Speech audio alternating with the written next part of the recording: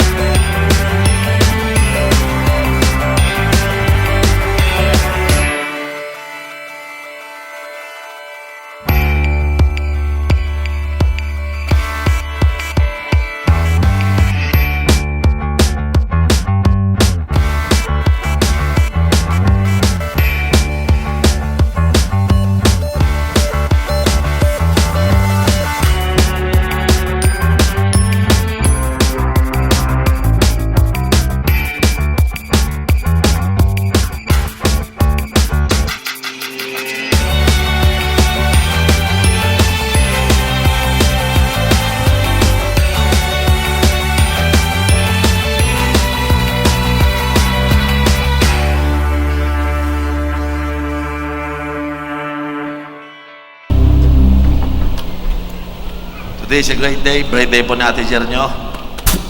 Yung regalo po, pwede sa aking ibigay. Just kidding.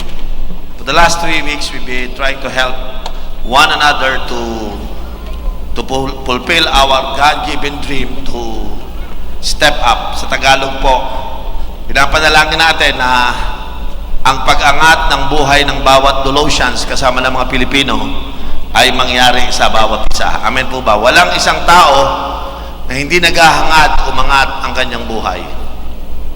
Sa ganitong level ng bawat isa, sa atin po, kung magmamasid po kayo, yung iba sa inyo nag-LRT para makarating dito, iba sa inyo nag-bus. But one day, pupunta ka dito, maaaring nakakotse ka na kasi umangat na ang buhay mo. Amen? Tama po ba?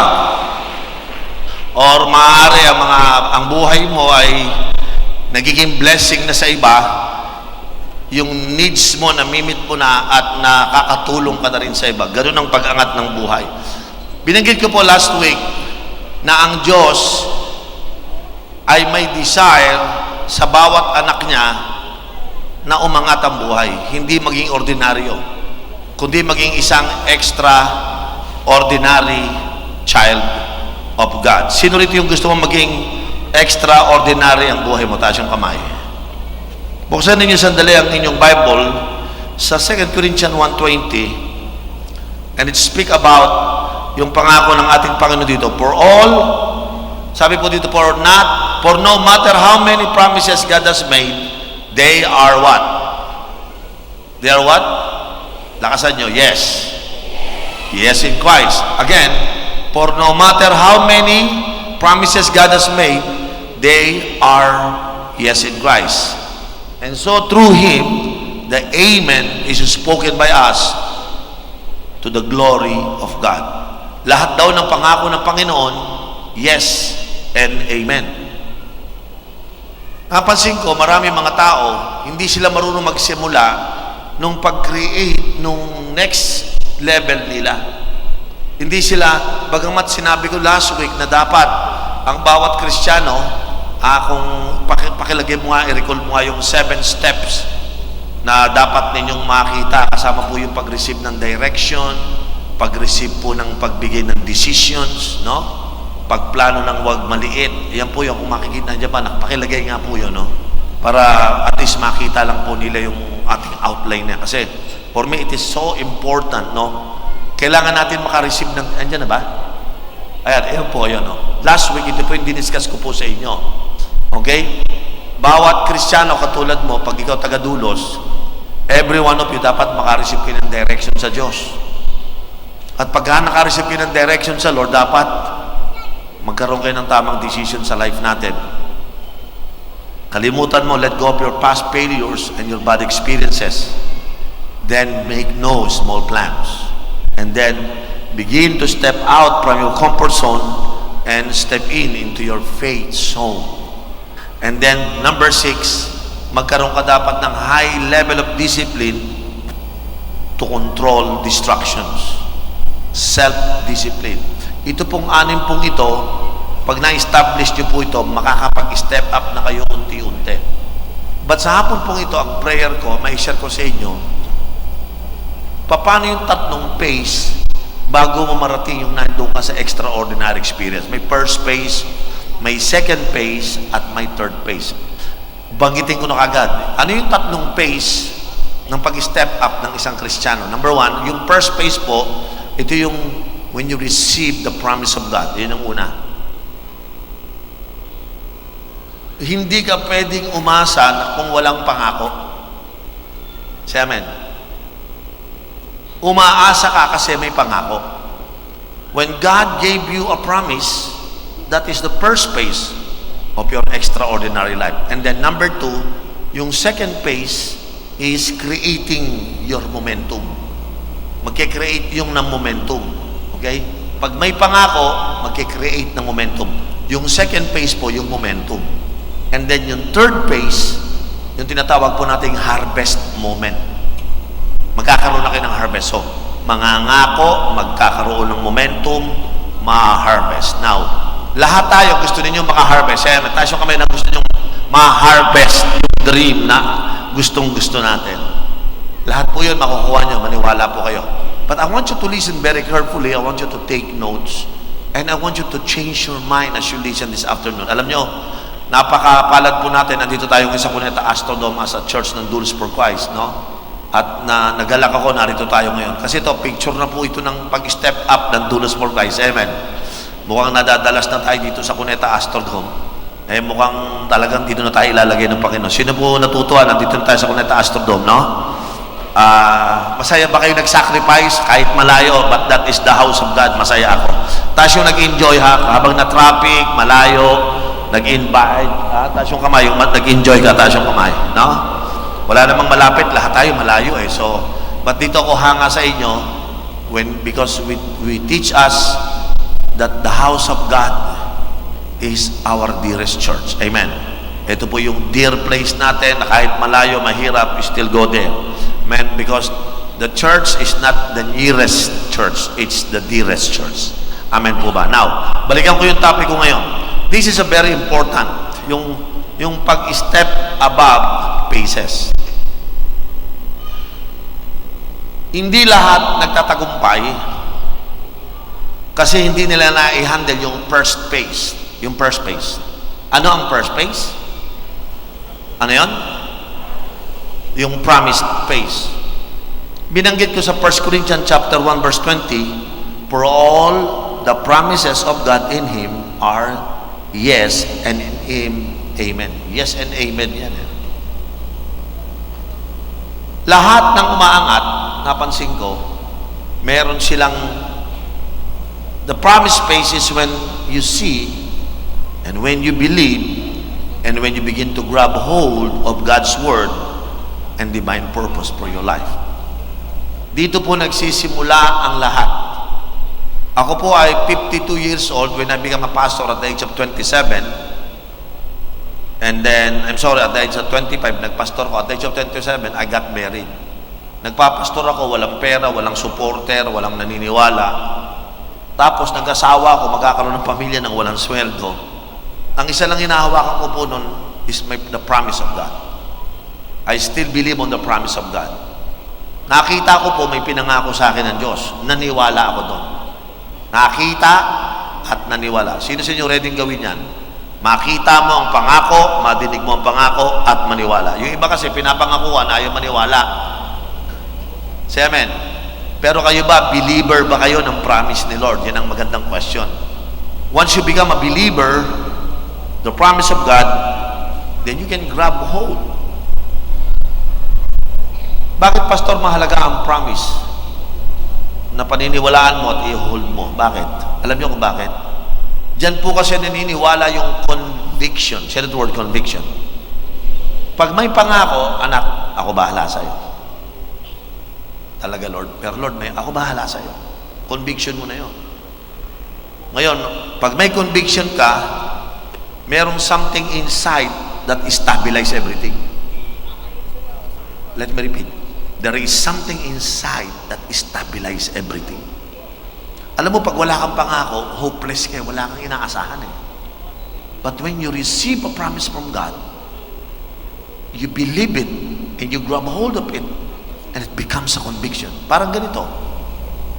May conviction ka na, nagtatrabaho ka, sabi mo, aasenso ako. Ngayon, yung trabaho mo, sumisipag ka lalo kasi sa loob. May nagsasabing, galingan mo lang, galingan mo. Sumunod ka lang.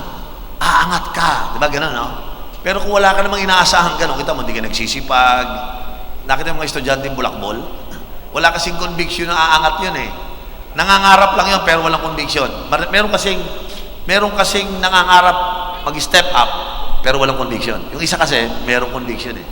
Mapapasin mo yung mga conviction, yung may conviction na, nangangarap, teka mo na, ayoko maglakwat siya. Bakit?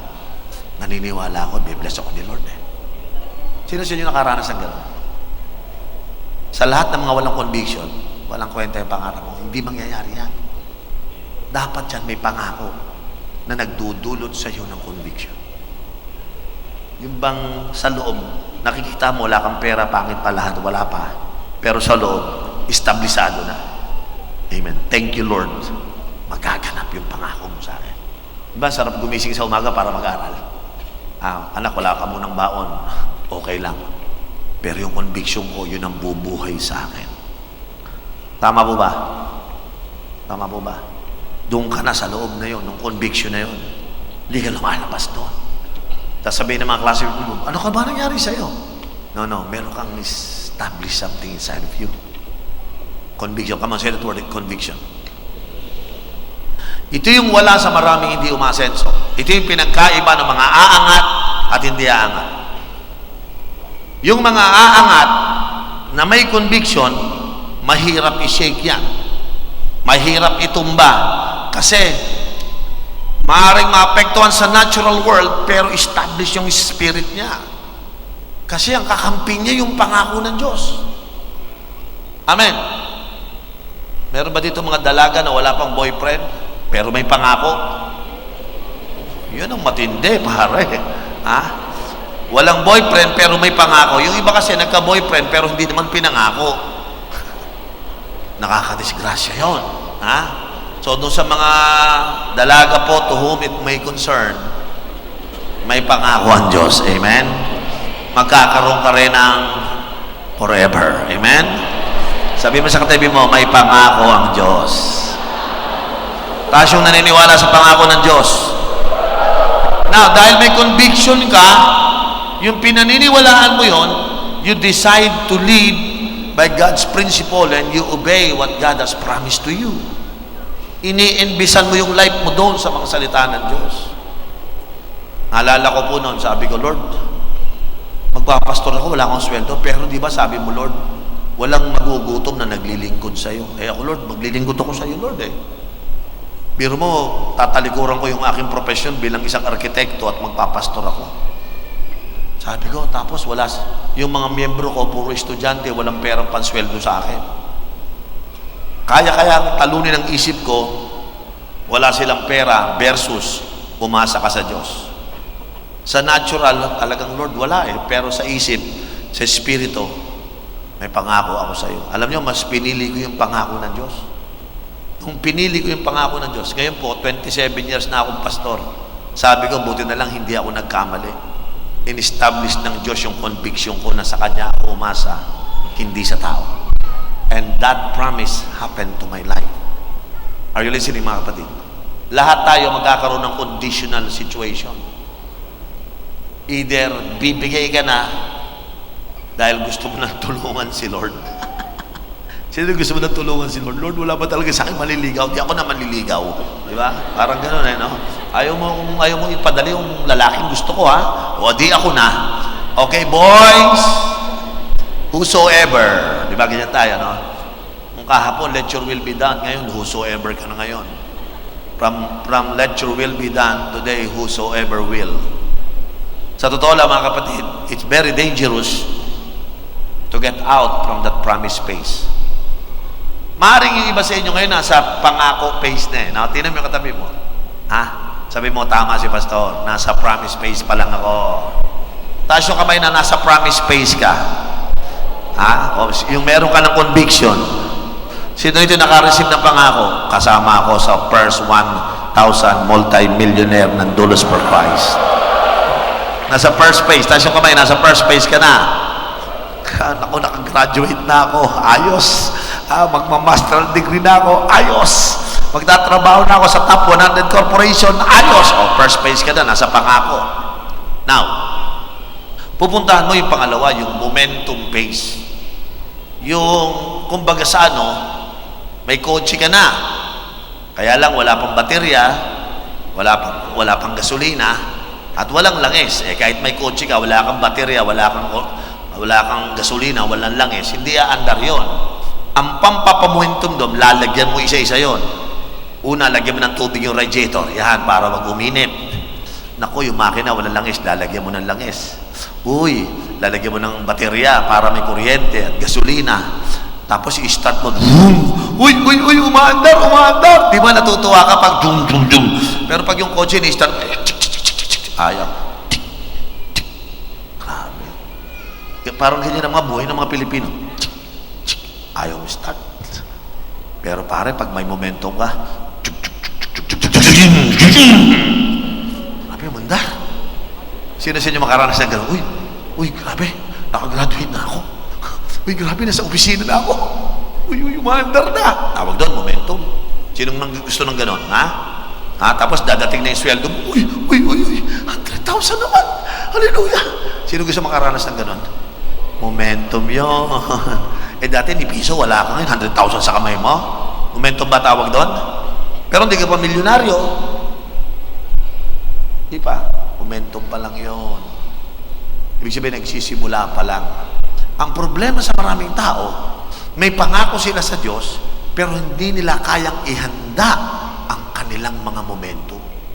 Ang pag-aaral ba ay pang-momentum? Ha? Ang pag-iwas ba sa bisyo, pang-momentum? Sabihin nyo. Ha? Yung paglagay sa isip mo yung mga bagay sa tamang panahon, momentum, yan ang kulang sa maraming Pilipino.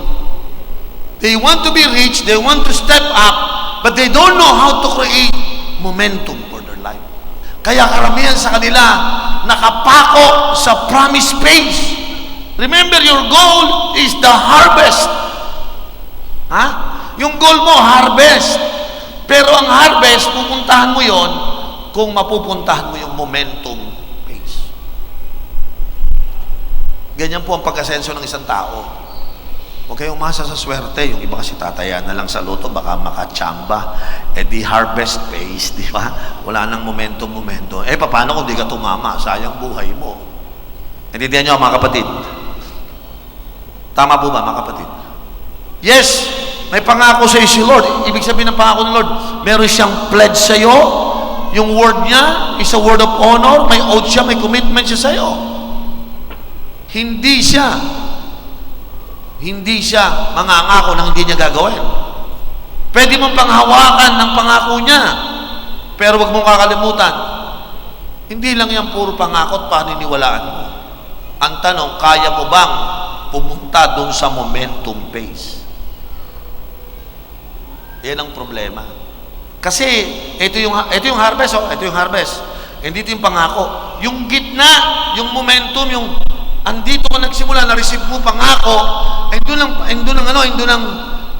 ang harvest mo. Pumupunta ka, nagtataka ka.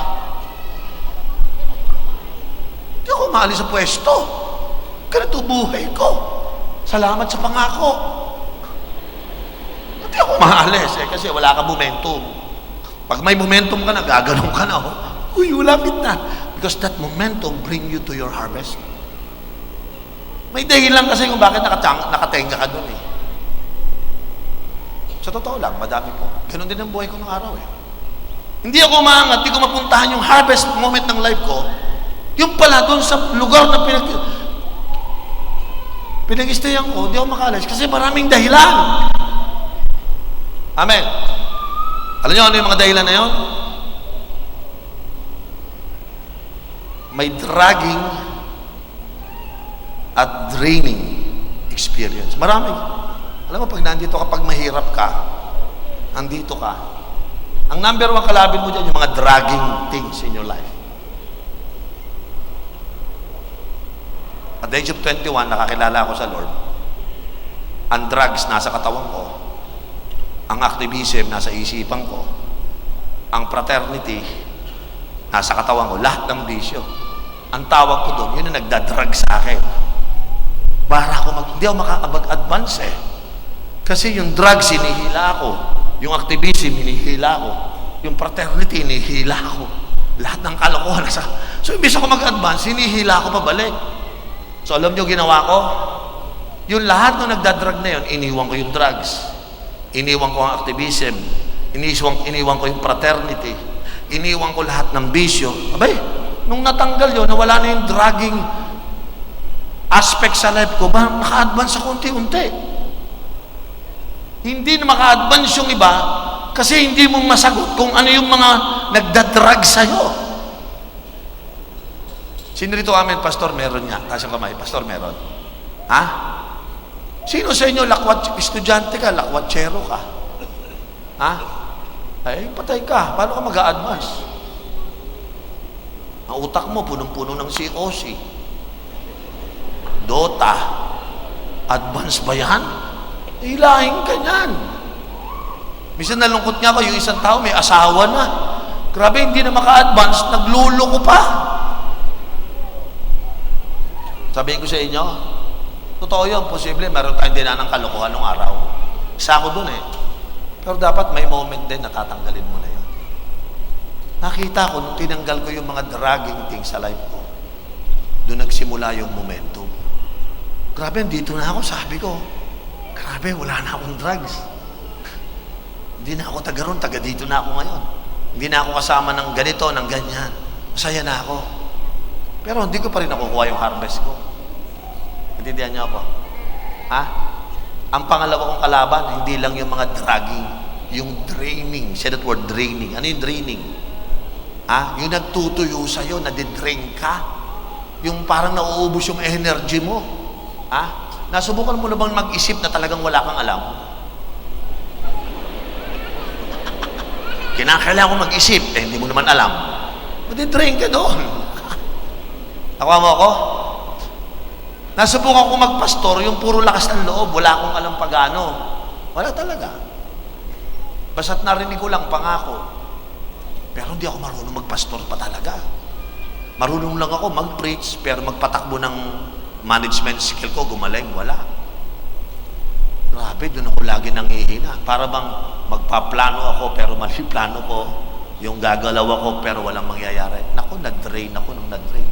This time, my problem is not dragging things in my life. This time, my problem is draining things in my life. Nade-drain ako pag gumagawa ako na, alam niyo, malakas makapag-drain?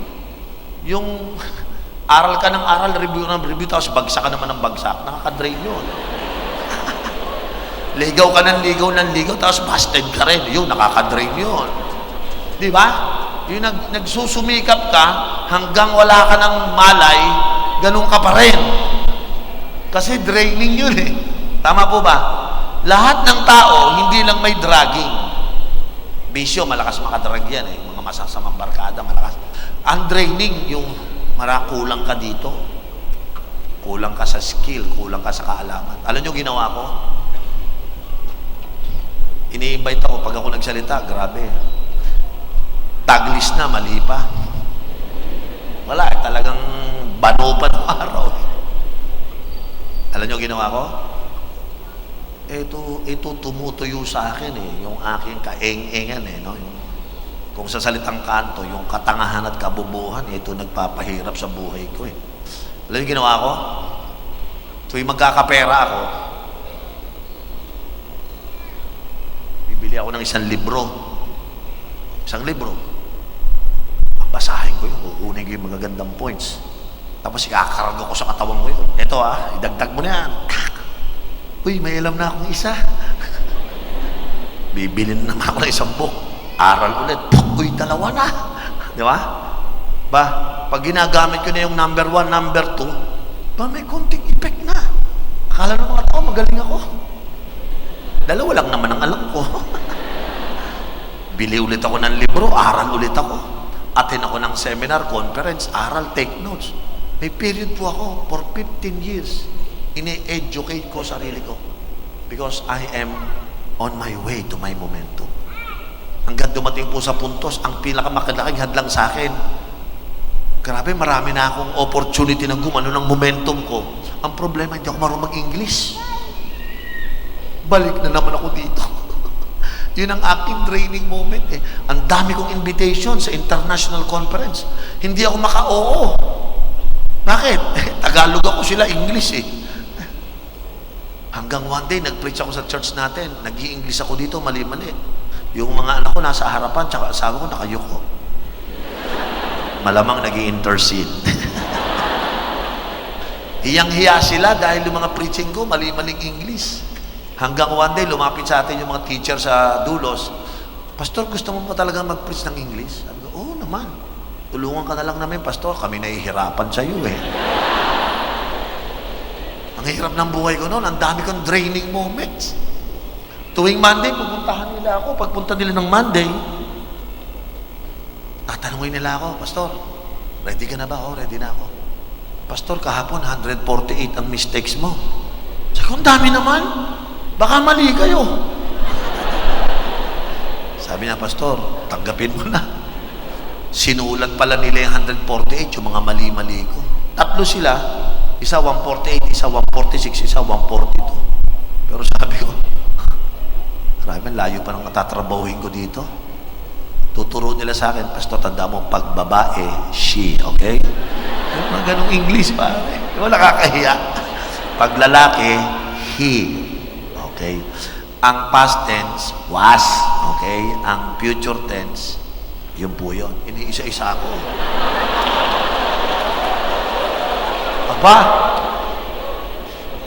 makalipas ang ilang linggo, Pastor, 75 na lang. After mga 3 months, Pastor, 38 na lang. Nung madinig yung 38, umaksep na ako ng invitation. Yes, I will come. Next. International conference. Grabe, hindi Tagalog, English. Sinama ko si Ate Jerome. Saya namin, no? Grabe, dinala kami sa pagbaba namin sa aeroplano, sinundo kami ng limousine. Grabe, limousine. Binigyan ako ng trench coat, nalagyan ako sombrero. Winter eh. Si Jer, nakabihis din. Kasama pa namin si Oti. Pagpasok namin sa kotse, sabi sa akin, alam mo, mukha kang drug lord.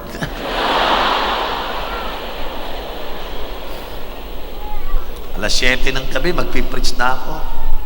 Pagka-preach ko, in-invite ako, Pastor, I'd like to introduce to you Mr. Lee.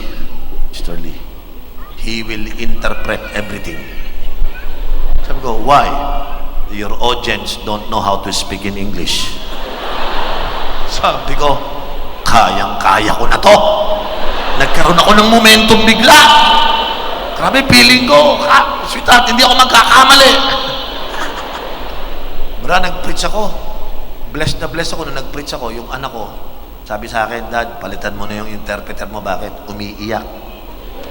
Biro mo, sa tindi ng preaching ko, yung interpreter ko ayaw na mag-preach. Umiiyak kasi hindi siya nag-i-evangelize. Ang topic ko, soul winning, siya hindi nag-i-evangelize, umiyak. Siya ang unang nag-repent. Sabi naman ako, si Oden liit pa lang, Dad, palitan mo na yung interpreter. Hindi maintindihan preaching. Nagpalit. Matapos po may kasama akong 4 na speaker, 5 kami speaker. Pagkatapos ko po mag-preach, bless na bless yung mga tao. Mali-mali pa yung English ko noon.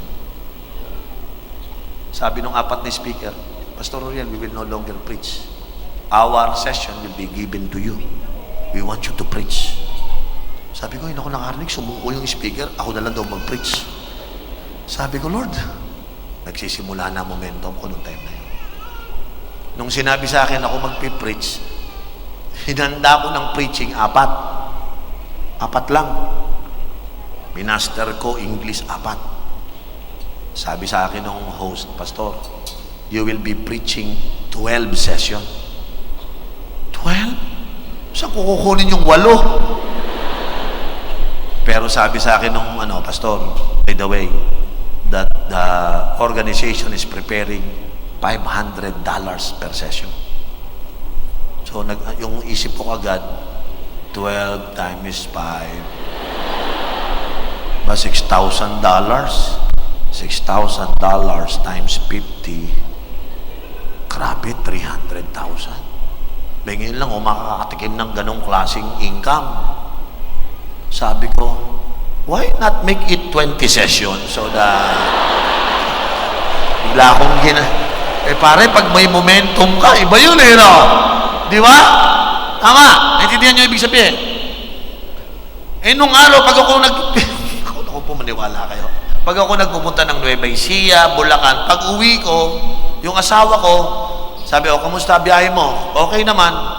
Kamusta love gift? Sabi sa akin ng miss ko, kamusta love gift? Nako, sweetheart, puro love, walang gift.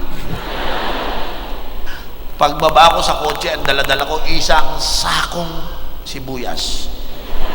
Sabi, ito binigay sa akin, honorarium sibuyas. Sabi sa akin ng asawa ko, bakit? Bombay ka ba? The next meeting, bumalik ulit ako sa Nueva Ecija. Pag uwi ko, bawang naman ang binigay sa akin. Pangatlong balik ko, ang pinakahuling binigay sa akin, buhay na kambing. Ipinasok ko sa expedition, pinababa ko ulit siya. Sabi ko, baka umihiyan. Ginawa ko para lang maiuwi ko siya, bumili ako ng diaper. Kaya merong kambing, naka-diaper, nakaupo dun sa expedition. Ay, grabe talaga. Yan po yung aking promise moment. Andun pa lang ako sa pangako. Nung nagpunta na ako sa international scene, momentum ko na pala yun. Yun na, nagmo-momentum na ako. Yung dati kong, kasi pag nagmomentum ka, pati income mo maapektuhan eh. Hindi lang gagaling yung skill mo. Ako, pastor kasi ako, pinapagaling ko. Siyempre, kung engineer ka, dapat pagalingin mo pagiging engineer mo. Kung accountant ka, galingan mo. Alam ka namang accountant ka, gusto mo magaling mag-preach.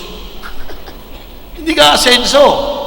Kung accountant ka, diyan ka tinawag, galingan mo. Kung nurse ka, galingan mo. Kung doktor ka, galingan mo. Kung pastor ka, galingan mo din. Tama, mali. May kanya-kanya tayong calling eh. Nagkataon, pareho nyo ako. Meron din akong promise space, meron din kayong promise space. Pero am I willing to leave the dragging things in my life and the draining things in my life? Nag-aaral po ako mag-English, nag-aaral po ako. Ngayon sabi ko, ikukunin ko na lang yung kaalaman ko English version. So starting that day, I began to learn how to speak in English. I take away all my discouragement. I take away all my fears. And I become courageous to speak the right word. I begin to have confidence. I begin to systematize my thinking so that when I preach to people and teach people, they could recognize the flow of my thoughts. I begin to study harder, more harder, until I became a good pastor. And I tell you, it's not easy to take away all those draining moments.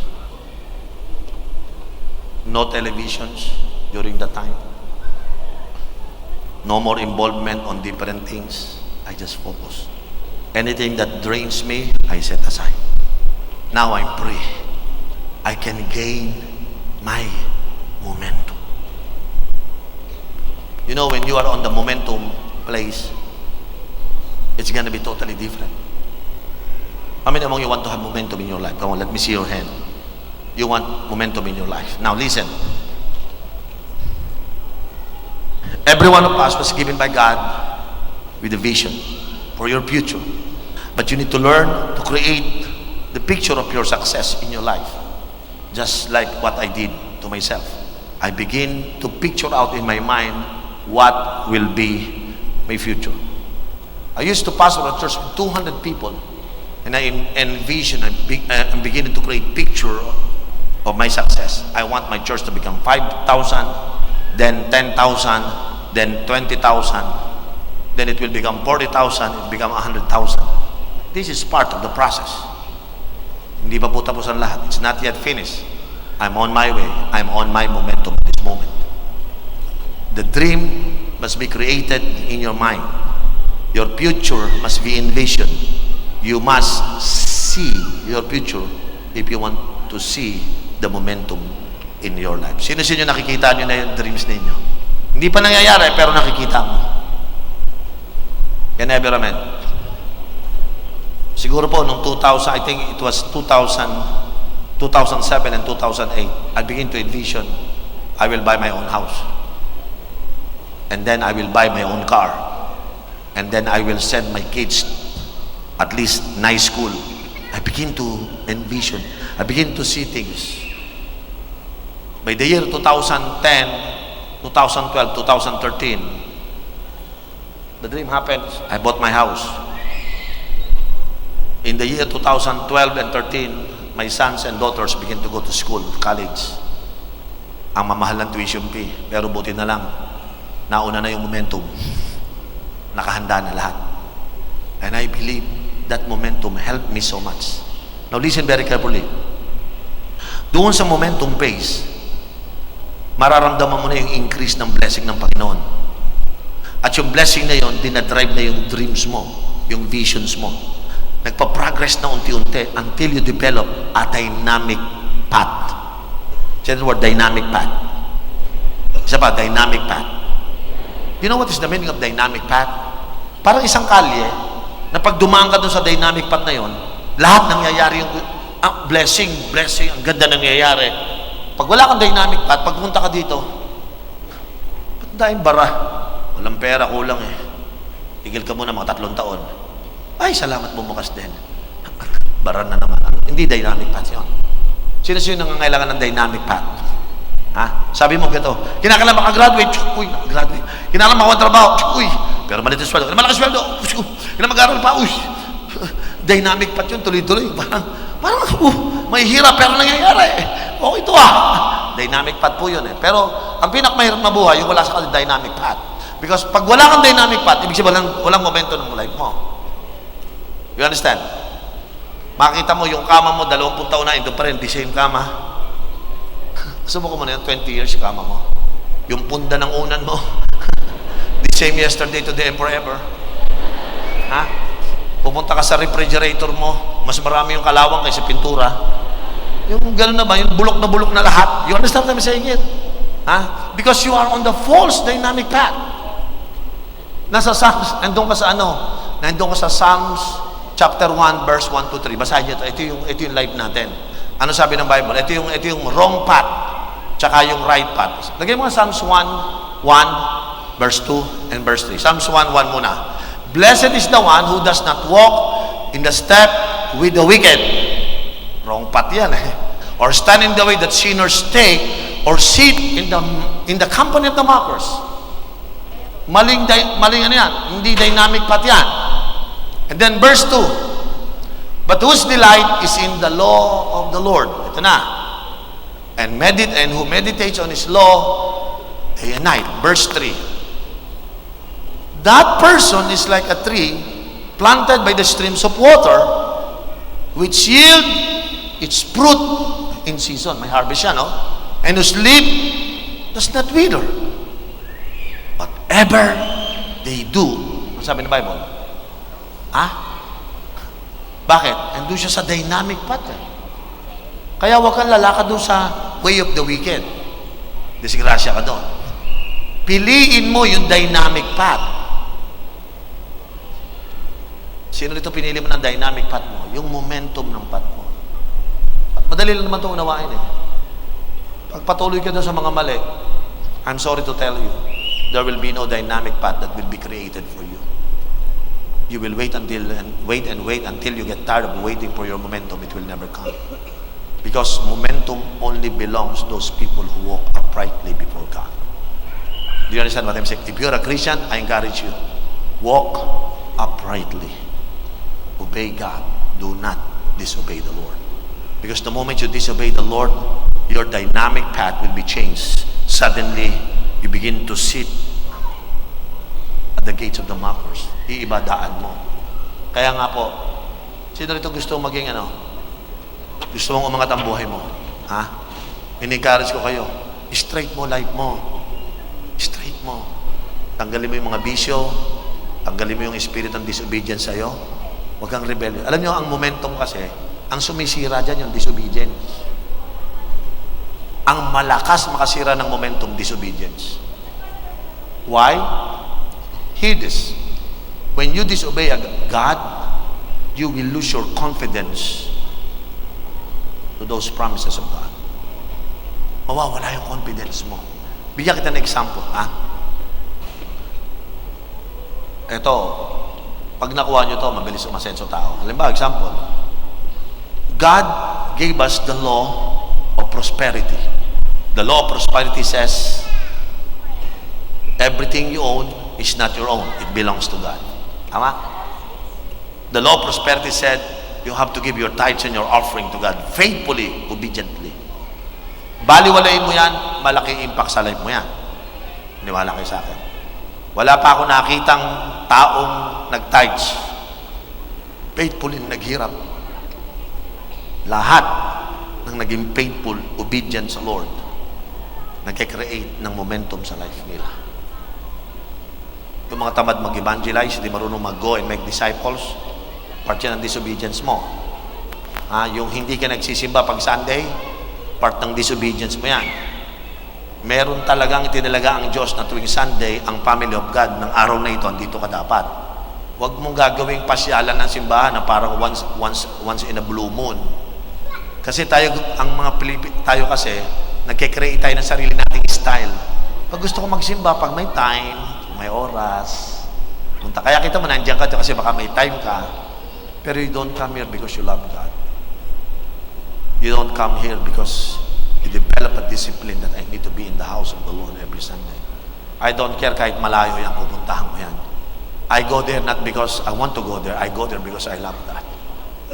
The moment magpakita ka sa kay Lord ng obedience sa Panginoon, God will provide momentum in your life.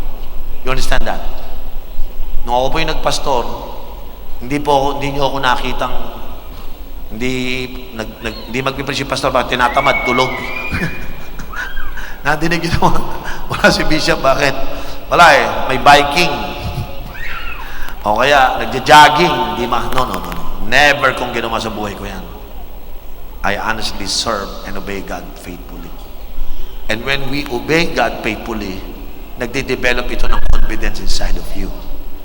Yung promise ni Lord, lalo mong inaasahan yun. Amen. Sino sa inyo gusto rito magkaroon ng momentum? Bakit? Gusto mo na bang mag-obey? Hindi makikreate ang momentum unless you obey God. Amen po ba?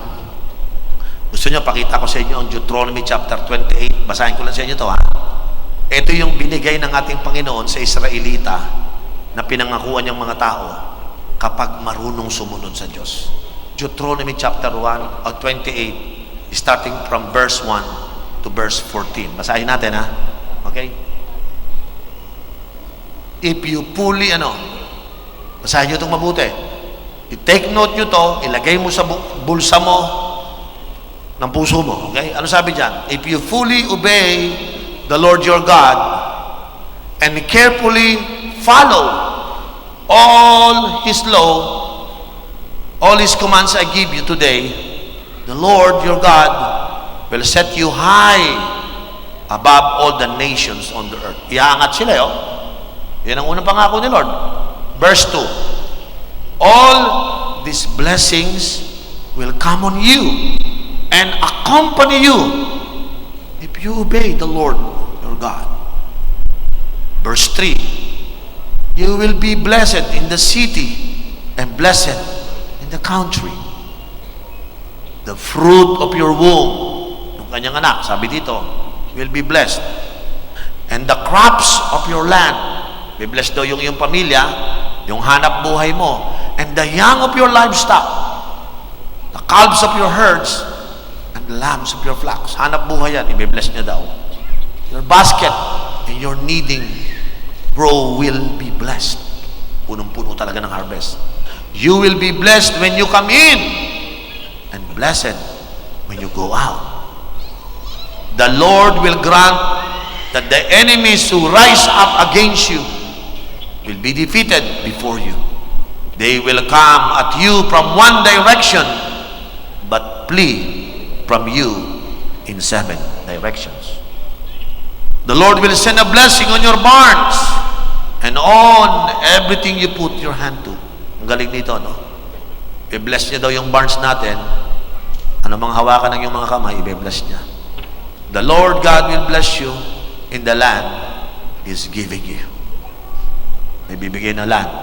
Verse 9, the Lord will establish you as His holy people, as He promised you an oath.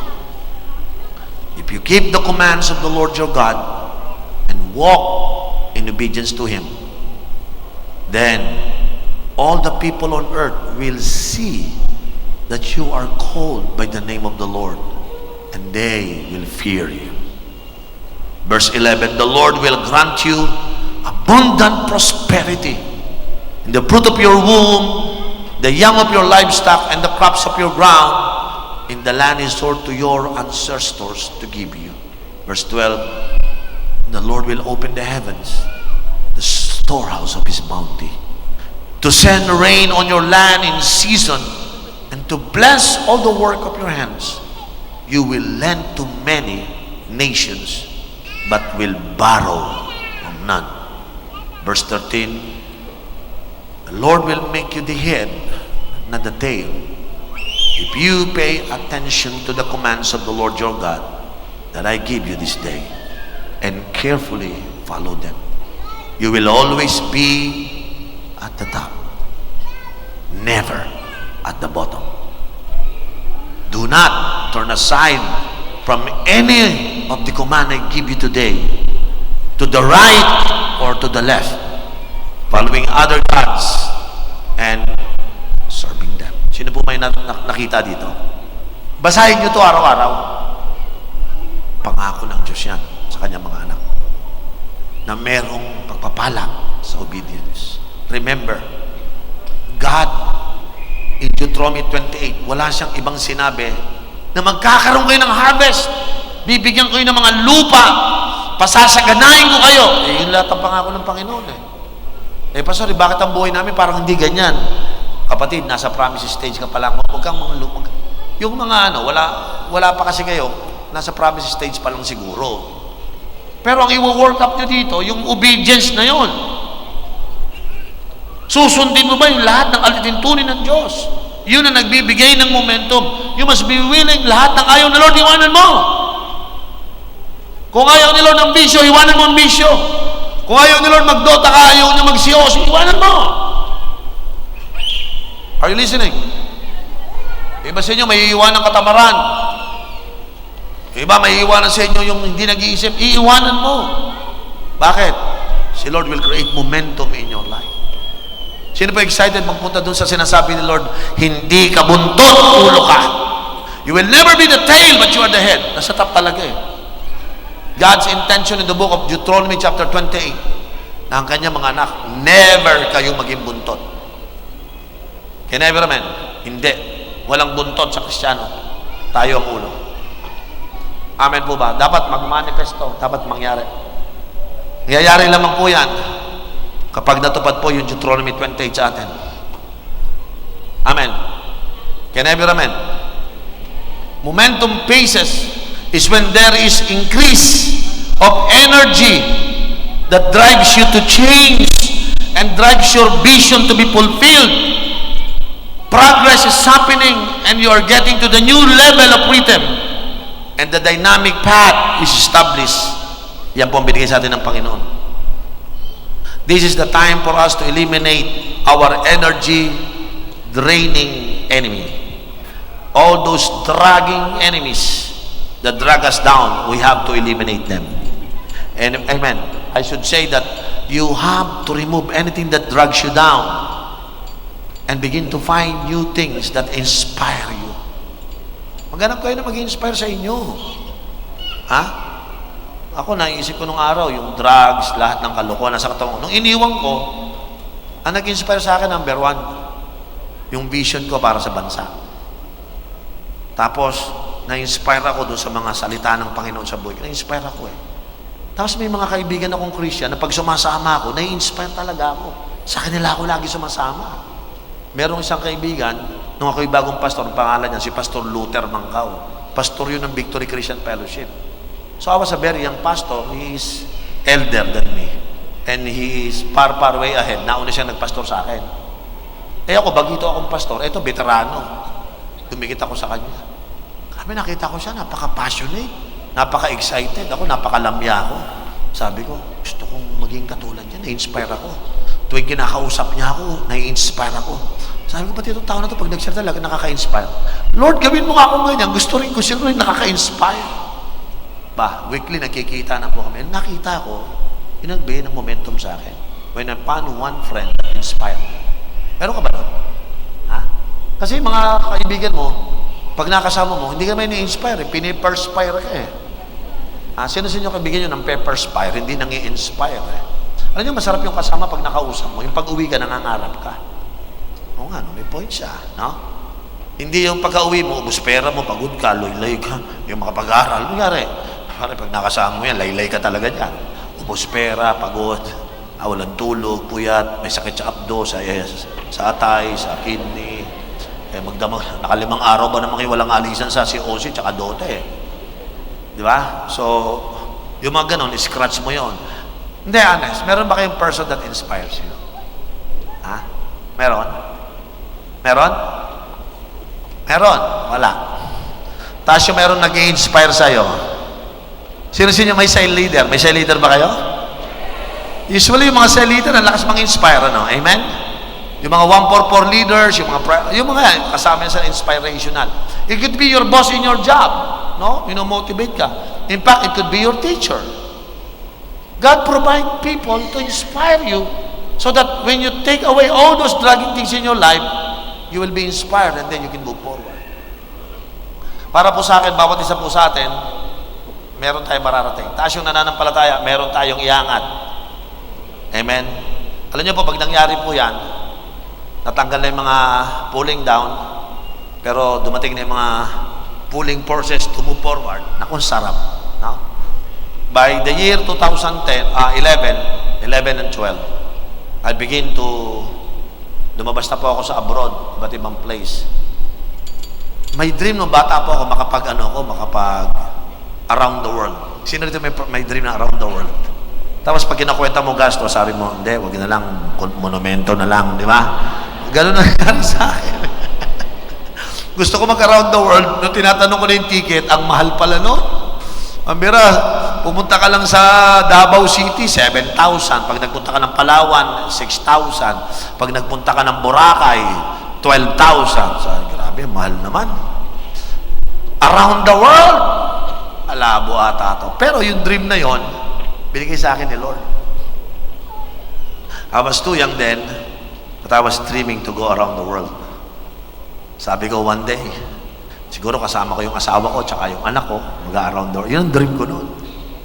Pero pag in-expect ko po yung gastos, imposible. And then one day, nung nagpastor na po ako, syempre wala pa akong alam. Nakita kong pastor, may hirap eh.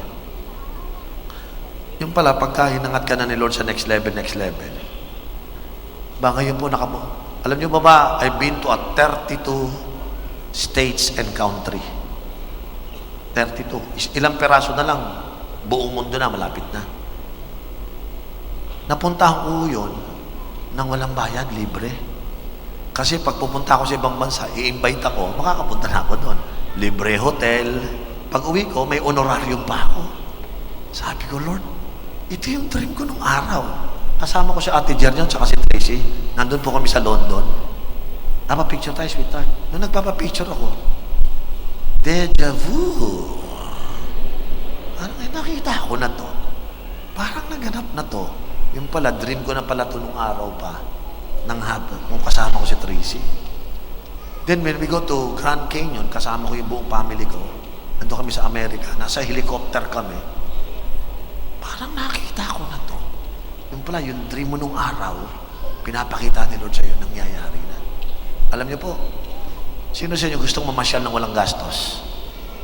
Tawag doon, momentum. Is it possible? Sabi mo sa kapatid mo, nangyari nga kay Bishop sa akin pa. Sabi mo sa kanya, sige mo. Nangyari nga kay Bishop sa akin pa. Amen po ba? Kasi po, sa totoo lang, mas matindi pa kayo sa akin. Ha? Tingnan mo sarili mo, mas matindi pa ako dyan. Ha? Hindi makapaniwala, hindi niya masabi. Sabi mo sa kapatid, mas matindi ka pa doon. Ang daling sabihin, ano? Pero sabi mo, mas matindi pa ako doon. Parang hindi mo makita sarili mo talaga eh. Kasi nga po, hindi nyo pa nakikita ang sarili mo on the top. Now, papasok ko ngayon sa third phase. Tingnan nyo ha, may promise ka, may momentum, hinihila ka, but finally, wala ka. Di ba? Papanto ka na saan? Sa promise phase. Ang promise phase ganito. Madali mo nang maraman, pag nandun ka sa promise phase, when all your needs is being met. I will repeat.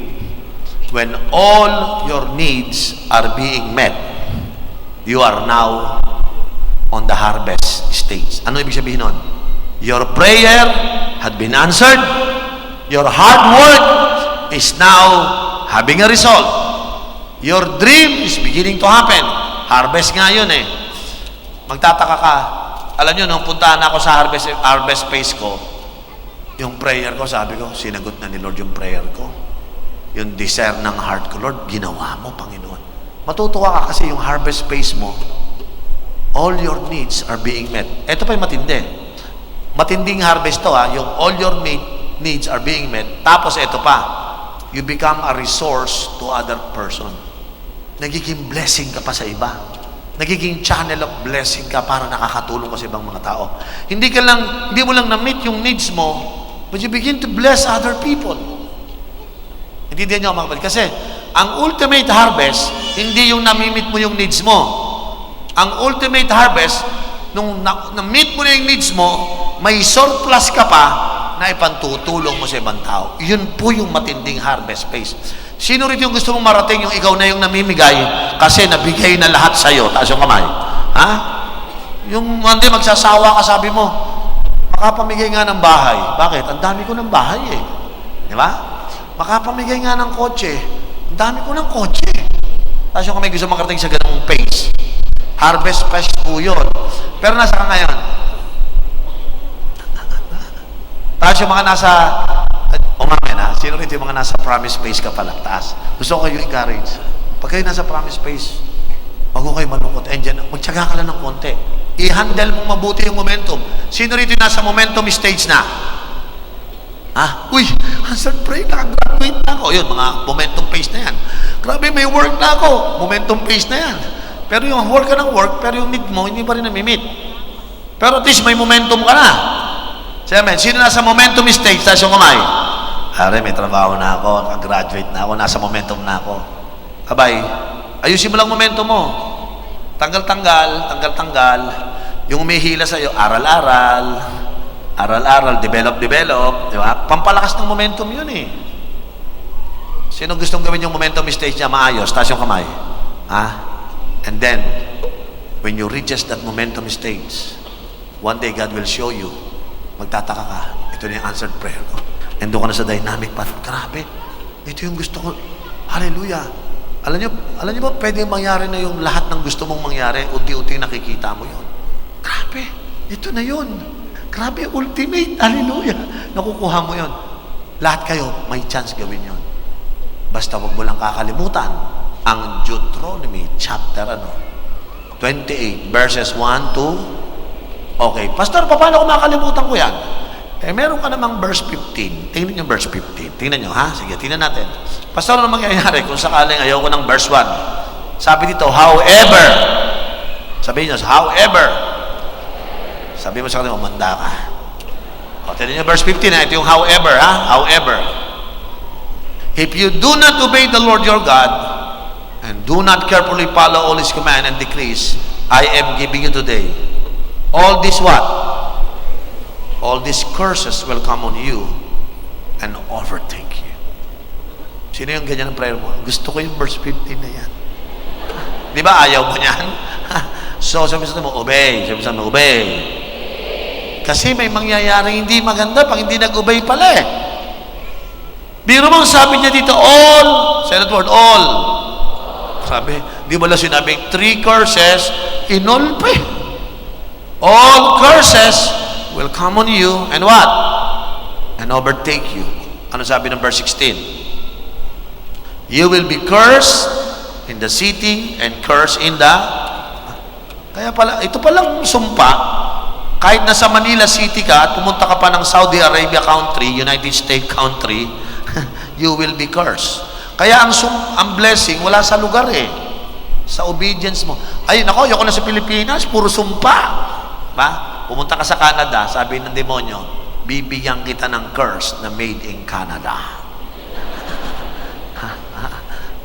Tumatakas ka, London Eto, sumpang made in London.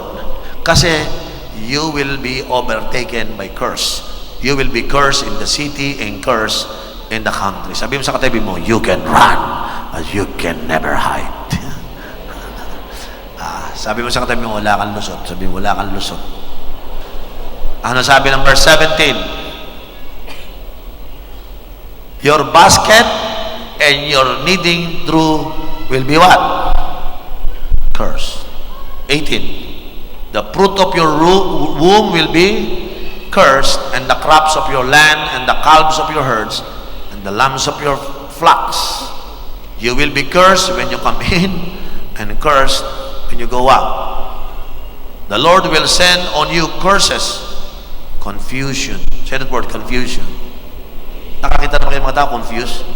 Pag may curse ka, yung nag-graduate ka na, pero hindi ko alam gagawin. Pero may pinag-aralan naman, because the curse of confusion is upon that man. And rebuke in everything you put your hand to, until you are destroyed and come to sudden ruin because of the evil you have done in forsaking God. Sino gusto nitong verse na to? I know you don't like this.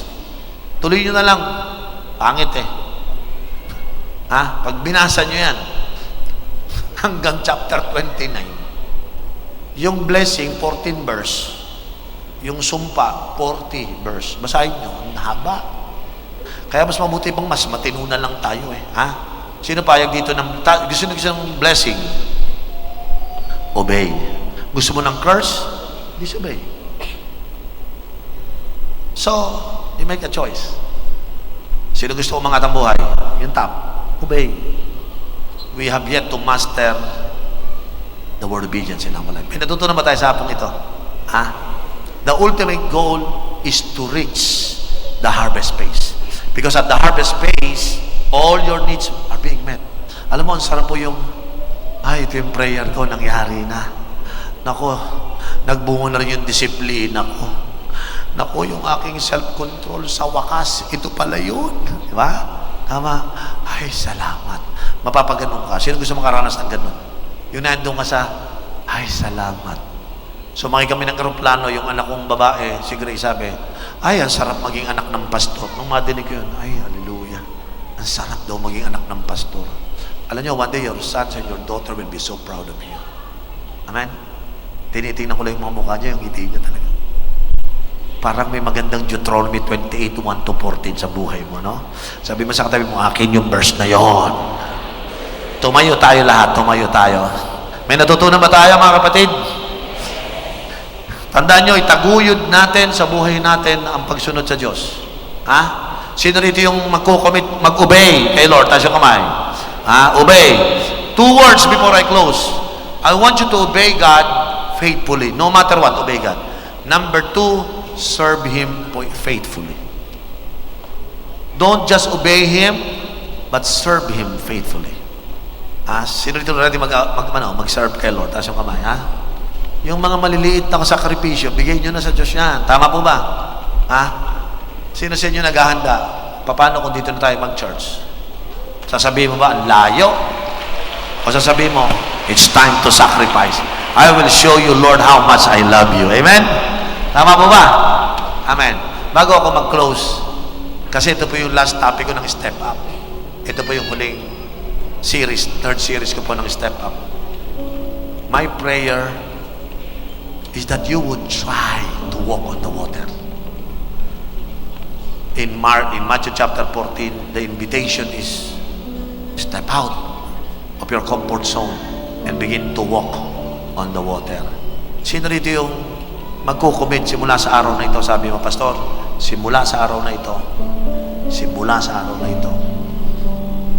I will consider to live according to what I heard from God. I will obey the Lord. Some of you right now probably naging disobedient ka for so many times. But this afternoon, I want you to make a commitment. I will make an altar call right now. Because this is my last message ng Step Up. I'd like to make an altar call. If you've been disobedient for quite a long time, and I promise you, magbubunga ang disobedience mo ng hindi maganda. Please save your future. Protect and preserve your future by obeying the Lord. I want you to make a public commitment and public declaration that I am a man of obedience. A man of obedience. Sabihin mo nga sa katabi mo, I am a man of obedience. I am a woman of obedience. Amen. Sino rito yung aasahan ni Lord sa obedience? Taas yung kamay. Pastor, makakaasa sa akin ng Diyos. Lahat na nagkukommit sa obedience para ma-reach yung kanilang potentials, para makapag-step up sila, I want you to come to God and make a fresh commitment. Amen. I want you to go to the altar and present yourself. Lord, I want to give my commitment to you that is starting itong November 8 na ito. Tanda ko, Lord, magbibigay ng commitment. I will never, ever forget God in my life. I will obey God. At the count of 3, come down here because I will about to pray. Yung mga tao magkukumit sa Panginoon. Are you ready? 1, 2, 3. Just come down here. Come on. We will be praying for you right now. Grabe, lahat ata mag-obey na. Praise the Lord. Palakpakan natin ang Diyos.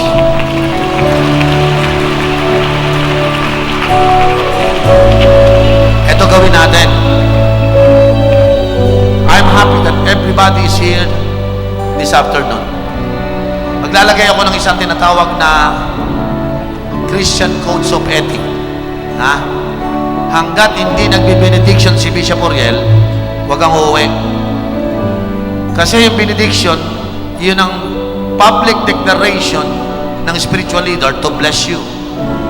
Yung iba kasi, kaya hindi na bless, hindi pa ako nagbe-benediction, umuwi na. Pag ginawa mo yung Old Testament, hindi ka papayagan ng Diyos na pagpalain. Dapat, hanggat hindi pa tapos ang service, huwag kayong uuwi. Ha? Ganyan ang pag-honor, ganyan ang code of ethics ng mga Kristiyano. Dapat lagi kang ganito, pagpunta mo sa church, hindi pa ako pwedeng umuwi. Bakit? Hindi pa tapos si Bishop. Pag yan, nagbigay na ng benediction, signal na niya na pwede na ako umuwi. Pero ganti nagbi-benediction niya, hindi ako umuwi. Bakit? Yan ang code of ethics ko bilang isang Kristiyano.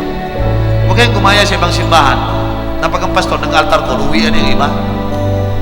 Parang walang galang. Parang wala silang pakialam. Habang ang Diyos ay nagliligtas, nagbabago. Parang wala silang excitement na mangyari. So what happened is, nagano sa kanila, nagbabackfire sa kanila. And I'm glad that Dulos for Vice had a code of ethics. Amen. Babanggitin ko sa inyo, nag-altar call ako ngayon, not on those first 3 days. Because kitang-kita ako sa pangako ng Diyos na ang Dulos for Christ ay iaangat ng Diyos. For the last 10 years, hindi ko makita na hindi pagkapalain. For the last 10 years, ang Dulos for Christ, nung ginawa natin ng G12, naging blessing tayo, hindi lamang sa church natin sa loob, pero naging pagpapala tayo sa maraming simbahan dito sa Pilipinas. And that's to let you know, hindi lang sa buong Pilipinas, naka-influence ang simbahan natin sa Asia and the rest of the world. We become a blessing. Kitang-kita ko sa pangako ng Diyos kung paano kayo naging matapat sa pagsunod at pag-serve sa Panginoon. gagantihan kayo ng hindi nyo pa nakikitang pagpapala sapagkat gusto ni Lord iangat ang inyong mga buhay. And it is not an accident why you are here. No. You are here for a reason, and this is not an accident. So tonight, may God help us to believe it. Amen? Sino sa inyo alis na sa comfort zone? Sino sa inyo, Lord, turuan mo na ako manampalataya. Alam ko, Lord, mag-obey hindi biro pero I will believe, Lord. I will believe.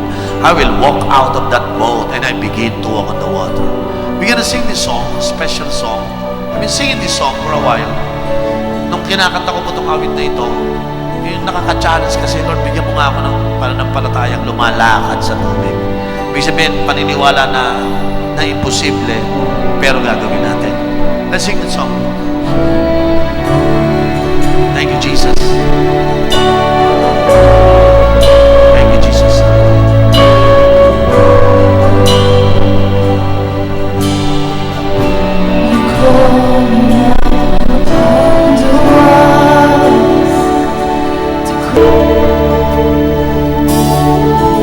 Lord, thank you because we still hear your invitation. Come up higher. We hear that voice, Lord, that we should never stay on this ordinary place, Lord. We should begin to hear and see the vision, Lord, that you want to go up there, Lord, on our next level, Lord God. We need to step up, God, because we are not the tail, God, we are the head. We are here not to borrow, but we will become the lender, Lord. Father God, thank you, because tonight, Lord, we have heard your voice inviting us to come up, Lord. Step up out of the boat, Lord, and leave anything that is necessary to move forward. Lord, we want to walk on that faith soul, Lord. We want to walk on that faith soul, Lord, believing that the God of impossible will make us and help us to accomplish the impossible. Lord, I lift up all these believers, your disciples in this place, Lord. You saved them for something, Lord. You saved them for something big, Lord. You redeemed them, you renewed them, and you restored them for something big, for something great, Lord. And we receive it, Lord, we believe it. Today, we want to commit to obey you, Lord. Come on, make your commitment that you will obey God. Deuteronomy chapter 28 verse 1 to 14 will be my commitment to you, Lord. Will be my promise also, Lord. I will commit to obey and I will commit to believe on that promise, Lord. Come on, commit yourself to God. Lord, I will obey. Come on, say that. Lord, I will obey. I will become a man of obedience, Lord. I will never ever disobey you, Lord. Your words will be my life, Lord. Thank you, Jesus. Lord, we surrender our disobedience to you, Lord. We surrender all our disobedience, Lord. Because today, God, we will walk on the dynamic path of obedience, Lord. Today, Lord God, I pray that everyone will be covered by your blood. Curses will no longer be part of their life. Because today, God, they will commit to obey you. And that life will attract blessing. They will attract the Deuteronomy chapter 28, verses 1 to 14 for their life. Today, God, I declare it and I pronounce it. The blessing of the Deuteronomy 28 will upon these people. Receive the blessing, receive the favor, hallelujah, and receive abundant life, receive prosperity, pleasant life, and tonight receive great life coming from the promise of God in Deuteronomy chapter 20. Today, Lord God, we curse right now the spirit of poverty. It will be no longer part of our life. But tonight, Lord, blessing and prosperity will be upon for those people who obey and walk uprightly before you. So tonight, Lord, we receive it in faith, we declare it in faith, and we live it by faith. Today, your people is blessed because of obedience. Hallelujah. Thank you, Jesus. Palakpakan natin ang Panginoon. Praise God.